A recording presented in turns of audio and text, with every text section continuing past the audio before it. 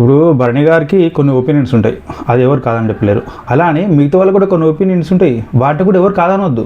ఎందుకు ఈ మాట అంటున్నాను అనేది ఈ వీడియోలో చూడండి. వీడియో చూసిన తర్వాత మీకు అర్థమైపోద్ది నేను దేని గురించి మాట్లాడుతున్నాను. అలానే సుమన్ శెట్టికి నిజంగా కోపం వచ్చింది, మరోసారి కోపం వచ్చింది. కొంచెం కోపం కూడా గట్టిగానే చూపించాడు. మరి ఆ కోపంలో దానికి కరెక్ట్ రీజన్ ఉందా లేదా అనేది మనం వీడియోలో మాట్లాడుకుందాం. బట్ దానికి ఫుల్గా మనకు జస్టిఫికేషన్ అంటే మనం కరెక్టా కాదని చెప్పాలంటే ఈరోజు ఎపిసోడ్ చూస్తే కానీ తెలియదు. సో ఈ రెండు గురించి మనము మెయిన్గా వీడియోలో మాట్లాడుకుందాము. సో వీడియో చూడండి. వీడియో మీకు నచ్చినట్టయితే లైక్ చేయండి, మీకైతే డెఫినెట్గా నచ్చుద్దని నేను అనుకుంటున్నా. సో లైక్ చేయండి, షేర్ చేయండి, కామెంట్ చేయండి. అలానే మన ఛానల్ని సబ్స్క్రైబ్ చేయడం మాత్రం మర్చిపోకండి. ఇక మనం వీడియో గురించి మాట్లాడుకుందాం. సో ప్రోమో రిలీజ్ అయిన తర్వాతకి ప్రోమోలో మెయిన్ పాయింట్ ఏంటంటే డేంజర్ జోన్లో ఉన్న ప్రతి ఒక్కరికి మళ్ళీ బిగ్ బాస్ ఇంకో ఛాన్స్ ఇచ్చిండు. ఆ ఛాన్స్ ఏంటిదంటే ఫైట్ ఫర్ సర్వైవల్ అని చెప్పేసి అన్నాడు. అంటే మనం బతకడానికి ఫైట్ చేయని చెప్పేసి. దీనిలో భాగంగా ఈ టాస్క్ ఏంటిదంటే అక్కడ ఒక పూల్స్ ఉంటాయి అనమాట. సో అందులో వాటర్ పోస్తుంటారు, వాటర్ అనేది వాళ్ళకి వస్తుంటాయి అనమాట, ఒక పూల్ లెక్క మన కామన్గా. అయితే ఎవరైతే డేంజర్ జోన్ ఉన్నారో వాళ్ళను ఎక్కడ ఏ ప్లేస్లో పడుకోవాలని చెప్పే రైటు ఇక్కడ సేఫ్ జోన్ ఉన్న వాళ్ళకి ఇస్తారు.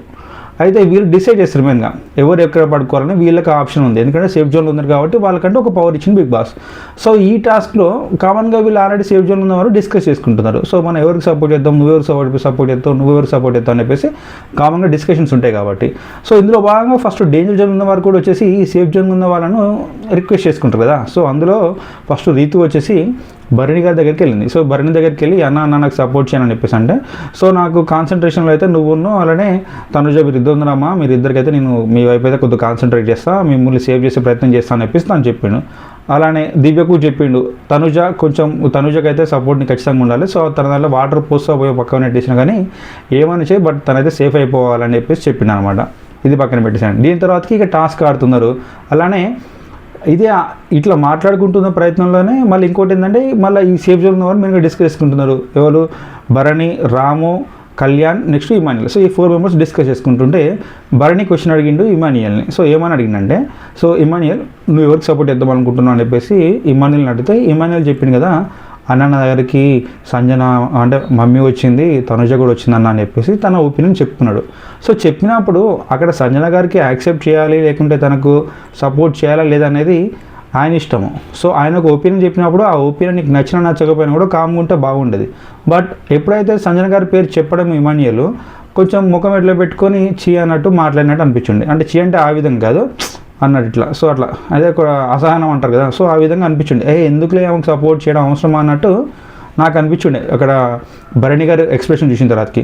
సేమ్ ఇదే ఏదైతే జరిగిందో ఇదే డిస్కషన్ని ఇమాన్యుయల్ ఏం చేసిందంటే డీమోన్ అలానే రీత్ దగ్గరికి వెళ్ళి చెప్పాను. సో ఇట్లా నేను భరణి అని అడిగిండు. సో భరణి అని అడిగితే నేను చెప్పినట్లా మమ్మీ ఇట్లా అడిగిందని అని చెప్పేసి అన్న. ఎప్పుడైతే మమ్మీ పేరు చెప్పిండో ఏమంటే ఇట్లా అంటుండు, అంటే నాకంటే ఒక ఒపీనియన్ ఉంటాయి కదా, మరి నా ఒపీనియన్కి రెస్పెక్ట్ లేకుండా ఎట్లా అని చెప్పేసి తన బాధనైతే అయితే అక్కడ చెప్తున్నాడు. తర్వాతకి ప్రో మొత్తం ఫటాఫట్ జరుగుతున్న తర్వాతకి ఫ్లోరా ఏం చేసిందంటే ఈ టాస్క్కి సంచాలక్ కాబట్టి తను అంటే మేబీ ఆ టాస్క్ కొన్ని కండిషన్స్ ఉంటాయి కాబట్టి లోపల ఉన్న వాళ్ళు ఎట్లుండాలంటే వాటర్ నుంచి పోస్తున్నా కూడా వాటర్ నుంచి బయటికి రావద్దు. ఎప్పుడైతే వీళ్ళు ఆ వాటర్ నుంచి బయటకు వస్తారో ఆ టాస్క్ నుంచి వీళ్ళు ఎలిమినేట్ అయిపోతారు అన్నమాట. ఇంకో రూల్ ఏంటిదంటే చుట్టూ ఉంటాయి కాబట్టి ఆ పూల్కి ఈ బార్డర్స్కి తాకవద్దు. అయితే సుమన్ శెట్టి కాళ్ళు అక్కడ తాకినట్టు ఫ్లోరాగా అనిపించింది. అంటే తాకిందో తాకలేదు కూడా మనకు బెనిఫిట్ ఆఫ్ డౌట్, ఎందుకంటే మనం కరెక్ట్గా ఏం చూపించలే కాబట్టి మనం కూడా చెప్పలేము. కాకపోతే ఫ్లోరా ఏమంటుందంటే శెట్టి అన్న నువ్వు అవుట్, నీ కాళ్ళు తాకినాయి అక్కడ బ్యాలెన్స్ అయిపోయినాయి అన్న అని చెప్పేసి అంటుంది అనమాట. ఎందుకంటే అక్కడ కింద సపోర్ట్ చేస్తే వాటర్లో లేవమని చెప్పేసి ఒక చిన్న స్ట్రాటజీ. కాకపోతే బిగ్ బాస్ ఆ రూల్ పెట్టింది కావచ్చేమో, మేబీ ఆ రూల్ పెట్టిన తర్వాత కూడా దానికి అట్లా చేస్తే ఖచ్చితంగా ఎలిమినేట్ అయిపోతారు. సో ఫ్లోర్ అదే పాయింట్ మీద సుమన్ శెట్టి అన్న నువ్వు అవుట్ అని చెప్పేసి అన్నది.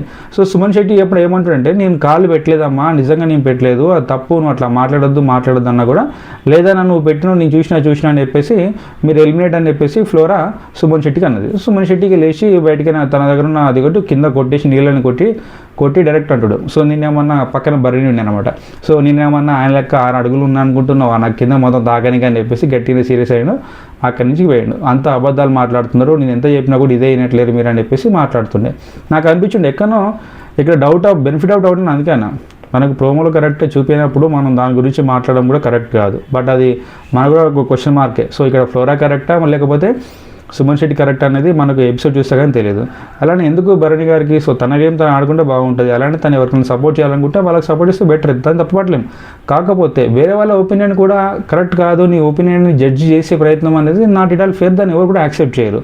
మరి ఈ రెండు విషయాలపై మీరు ఏమనుకుంటున్నారో మీ ఒపీనియన్ కింద కామెంట్ రూపంలో తెలియజేయండి. సో యాజ్ యూజువల్ వీడియో నచ్చితే లైక్ చేయండి, షేర్ చేయండి. మీ ఒపీనియన్ కూడా తెలిసిన తర్వాతకి కొంచెం సబ్స్క్రిప్షన్ బటన్ కూడా క్లిక్ చేస్తే నాకు కూడా కొంచెం బెనిఫిట్ ఉంటుంది.